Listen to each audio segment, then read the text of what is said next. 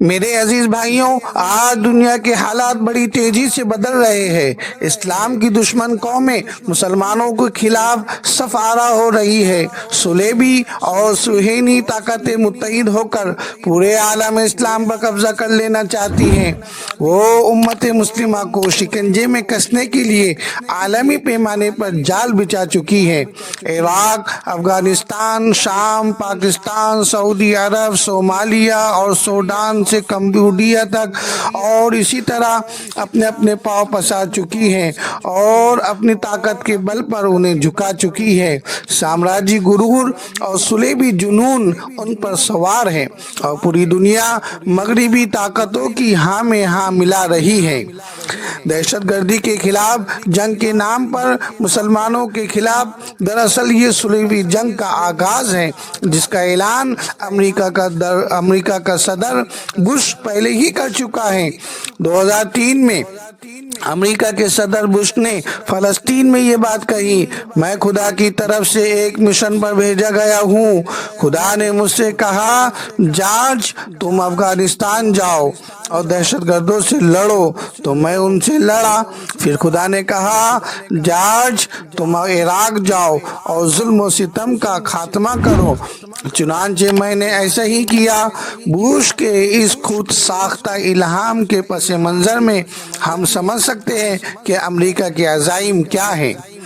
عیسائی مصنفین اپنی کتابوں میں ایک ممکنہ تیسری عالمی جنگ، تھرڈ ورلڈ وار کا بہت ذکر کرتے ہیں اور یہ سمجھتے ہیں کہ جنگ کے نتیجے میں عیسائیوں کو پوری دنیا پر غلبہ حاصل ہو جائے گا۔ ان کے بقول یہ وہی جنگ ہے جسے بائبل میں آرمیگڈن کے کہا گیا ہے، اور ہمارے خیال میں شاید یہ وہ جنگ ہو سکے جسے حدیث شریف میں الملحمۃ العظمیٰ یا الملحمۃ الکبریٰ کہا گیا ہے۔ بہرحال جنگوں کی تاریخ اور تاریخ انسان کی یہ ایک ہولناک جنگ ہوگی جو سال ہر سال جاری رہیں گی اور تباہی، بربادی، خونریزی میں سابقہ جنگوں کے تمام ریکارڈ توڑ دیں گی۔ عیسائیوں میں اس جنگ کے لیے زبردست تیاری چل رہی ہے اور یہ لوگ مغربی ایشیا میں اس جنگ کے لیے ماحول تیار کرنے میں لگے ہوئے ہیں۔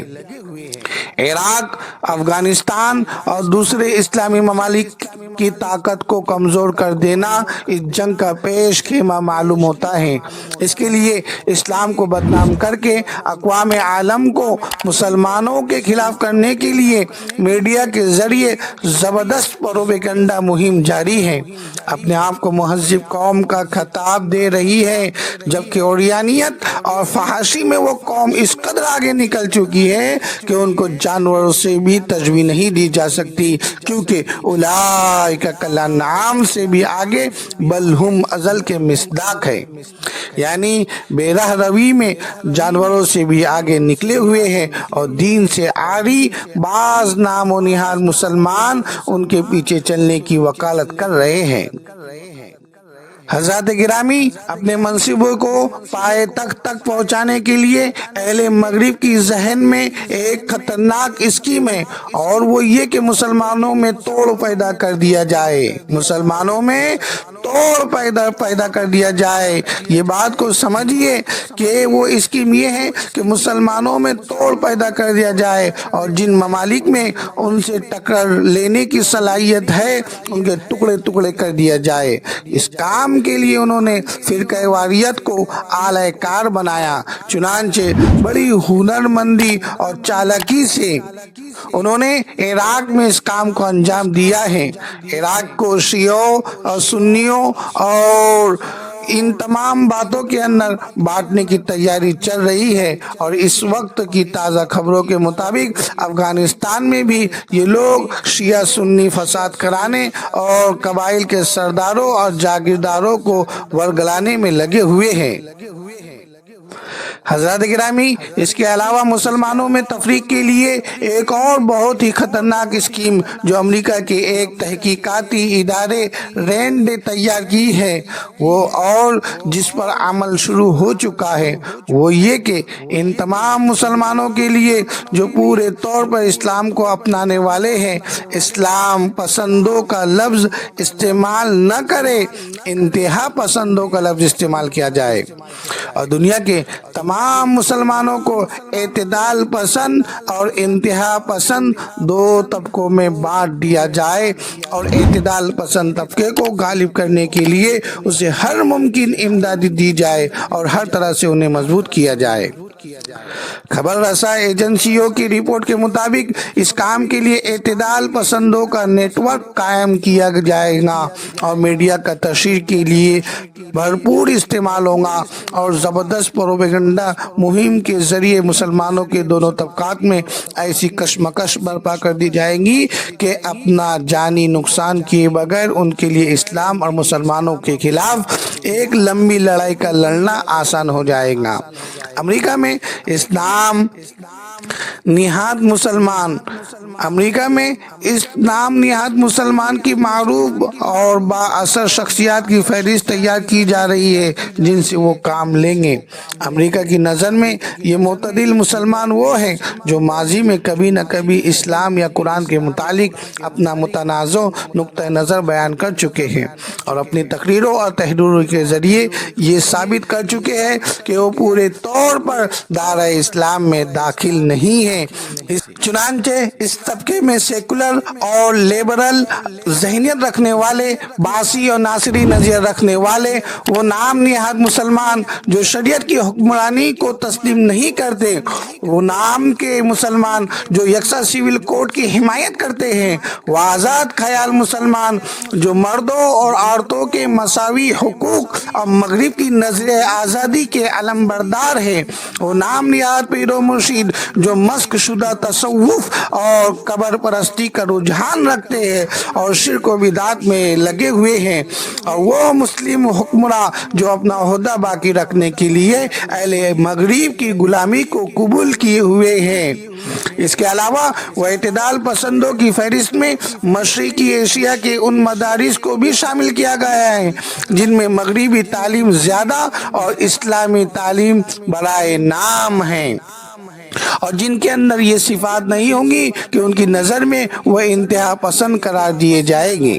چنانچہ یا ایھا الذین آمنوا ادخلوا فی السلم کافہ پر عمل کرتے ہوئے پورے اسلام میں داخل ہونے کی کوشش کرنے والے، توحید کی بات کرنے والے، ظلم و کفر اور شرک کے خلاف جہاد کرنے والے، نماز، روزہ، حج اور زکوٰۃ پر عمل کرتے ہوئے ان کی تبلیغ کرنے والے، اسلامی وضع و قطع اختیار کرنے والے یعنی داڑھی، ٹوپی اور پردے وغیرہ کا اہتمام کرنے والے، دینی مدارس میں تعلیم حاصل کرنے والے، فحاشی، عریانی، بے حیائی، آوارگی، سود، جوئے اور شراب کے خلاف تحریک چلانے والے، میوزک، ناچ گانوں، سینما گھروں اور فحش اشتہارات کی مخالفت کرنے والے، اسلامی ملکوں میں اللہ کی پسندیدہ شریعت یعنی اسلامی شریعت کا نفاذ چاہنے والے اور مغربی تہذیب کی مخالفت کرنے والے وغیرہ وغیرہ، یہ سب انتہا پسند قرار دیے جائیں گے، یہ سب انتہا پسند قرار دیے جائیں گے۔ الغرض حضرات گرامی، صلیبی طاقتیں اپنی اس اسکیم کو کامیاب کرنے کے لیے ہر طرح کے ہتھ گھنٹے اپنا رہی ہیں۔ عراق میں شیعوں اور سنیوں کی عبادت گاہوں پر حملوں اور مذہبی جلسوں میں بم دھماکوں کے تعلق سے مغربی ممالک میں شائع ہونے والی کچھ کتابوں میں براہ راست امریکہ اور اسرائیل کے خفیہ محکموں کی شمولیت کی بات کہی گئی۔ اس سے بھی ان کی کی سازش کو آسانی سے سمجھا جا سکتا ہے۔ ادھر مغربی طاقتوں کی مسلسل مدد کی وجہ سے اسرائیل کے حوصلے بہت بلند ہیں۔ 1948 میں ایک سازش کے تحت مغربی ممالک نے اسرائیلی مملکت کی بنیاد رکھی اور یہودیوں کو وہاں بسانا شروع کر دیا اور فلسطینیوں کو ان کے گھروں سے بے دخل کر دیا۔ 1968 میں اسرائیل نے بیت المقدس پر قبضہ کر لیا۔ آج یہ مملکت دنیائے اسلام کے لیے ایک ناسور کی شکل اختیار کر چکی ہے اور یہودی ایک وسیع تر اسرائیل کے قیام کے لیے مسلم دنیا سے برسر پیکار ہے۔ یہودیوں کا دعویٰ ہے کہ فلسطین کی زمین ہمیں اللہ نے دی ہے اور اس پر ہمارا مذہبی اور پیدائشی حق ہے۔ حضرات گرامی، یہودیوں کا یہ دعویٰ ہے کہ فلسطین کی زمین ہمیں اللہ نے دی ہے اور اس پر ہمارا مذہبی اور پیدائشی حق ہے۔ وہ کہتے ہیں کہ تورات میں خدا نے ہم سے وعدہ کیا ہے کہ زمین ہم تمہیں واپس کریں گے، لہذا خدا نے وہ زمین جو صدیوں پہلے ہمارے ہاتھوں سے نکل گئی تھی واپس کر کے اپنا وعدہ پورا کیا ہے۔ بعض نام نہاد روشن خیال کہلانے والے مسلمان بھی ان کے اس دعوے کو تسلیم کر رہے ہیں، نعوذ باللہ۔ اور غضب بالائے غضب یہ کہ قرآن کی اس آیت کو یا قوم ادخلوا الارض المقدس التي كتب اللہ لکم کہ داخل ہو جاؤ اس ارض مقدس میں جو اللہ نے تمہارے لیے لکھ دی ہے، ان کے دعوے کے حق میں پیش کر دیتے ہیں۔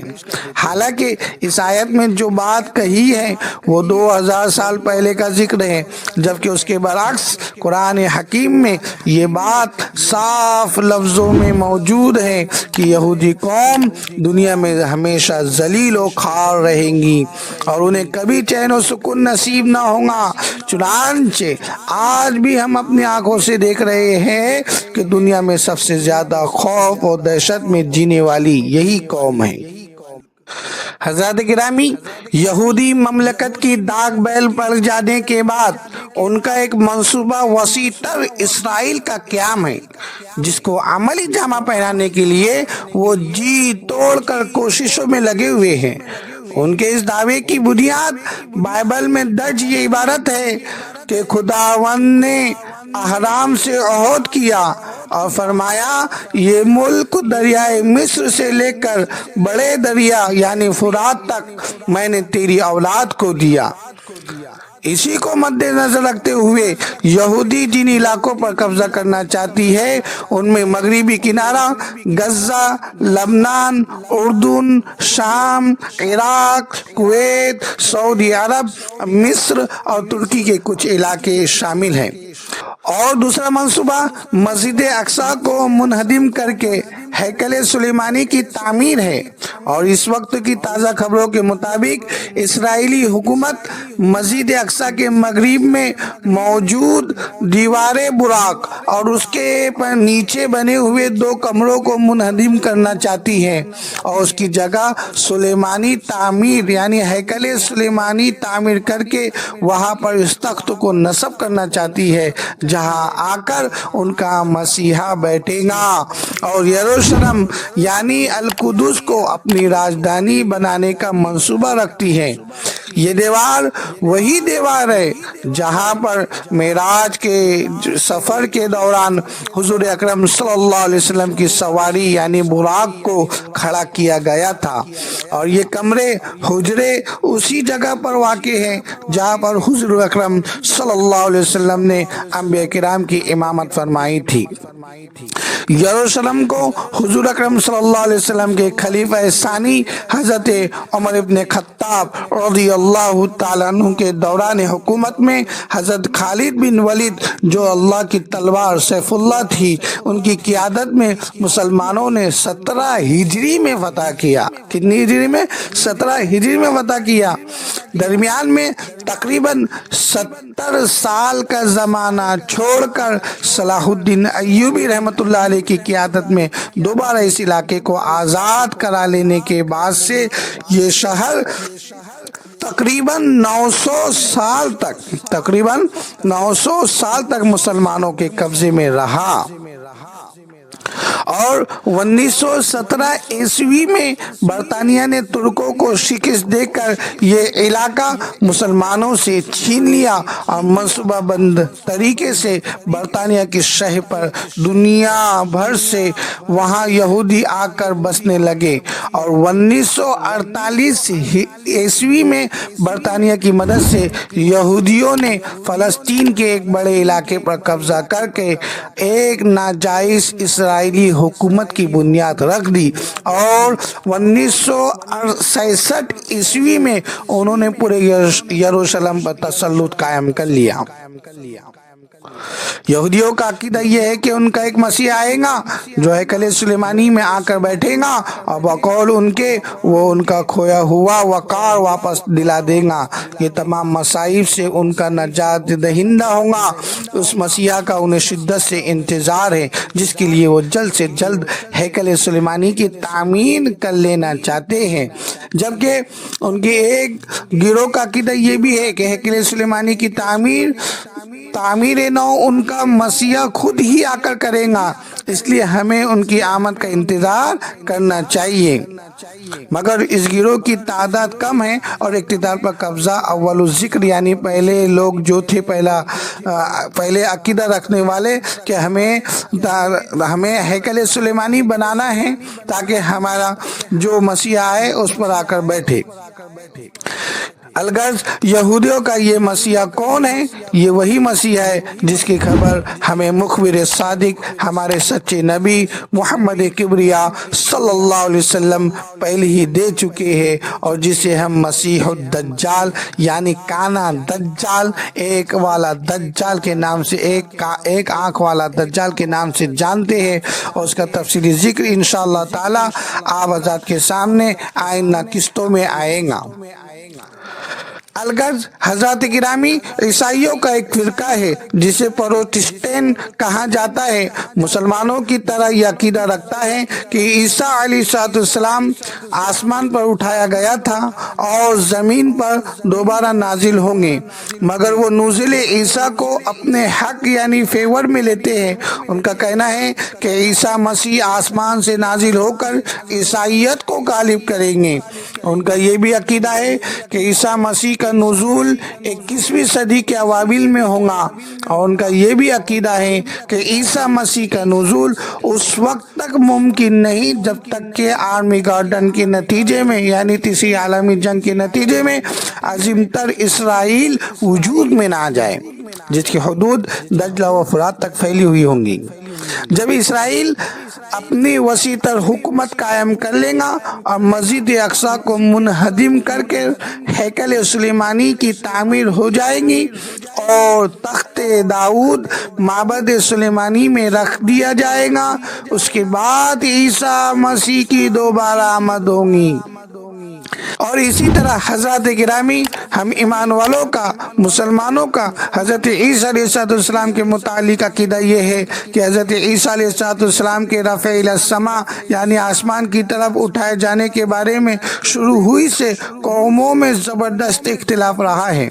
यहूदी की अक्सरियत का इस सिलसिले में कहना यह है जिस पर वो अब भी कायम है कि ईसा मसीह को हमने सूली पर चढ़ा दिया और मार दिया है और जिसको सूली पर चढ़ाया गया है ये वो मसीहा नहीं है जिसकी बशारत तौरात मुकद्दस में दी गई है और नसरा में से भी बहुत बड़ी तादाद यकीन रखती है कि उन्हें सूली दे दी गई है जिससे उनका कत्ल हो गया। याद रहे दरअसल मुख्तसर वाक़या ये है कि जब हज़रत ईसा अलैहिस्सलाम ने जिस वक्त दावत और तबलीग का काम शुरू किया उस वक्त फ़लस्तीन में रोमियों की हुकूमत थी और यहाँ पर गवर्नर कैसर रोम की तरफ से मुकर्रर था। यहूदियों ने उस गवर्नर के यहाँ हज़रत ईसा अलैहिस्सलाम के खिलाफ बगावत का मुकदमा दायर किया और सज़ाए मौत का फैसला सादिर करा लिया। हज़रत ईसा अलैहिस्सलाम को जब इस साजिश का पता चला तो उन्होंने अपने हवारियों को जमा किया जिनकी तादाद 12 या 17 थी। उनसे फरमाया क्या तुम में से कोई मेरी जगह कत्ल होने के लिए तैयार है? ताकि अल्लाह ताला उसकी शक्ल और सूरत मेरी जैसी बना दे। चुनांचे एक नौजवान उसके लिए तैयार हो गया और उसकी शक्ल और सूरत हज़रत ईसा अलैहिस्सलाम जैसी बन गई और अल्लाह ताला ने हज़रत ईसा अलैहिस्सलाम को आसमान पर उठा लिया और यहूदियों ने उस शख्स को पकड़कर सूली पर चढ़ा दिया। हज़रत ईसा अलैहिस्सलाम उस वक्त ज़मीन पर मौजूद ही नहीं थे। इस तरह सूली देने वाले यही समझते रहे कि हमने उन्हें कत्ल कर दिया और हवारियों की बात पर यकीन करने वाले ये समझ रहे थे कि उनको आसमान पर उठा लिया गया, जबकि हवारियों में से बाज़ का कहना ये भी था कि हमने आसमान पर जाते हुए उन्हें देखा है।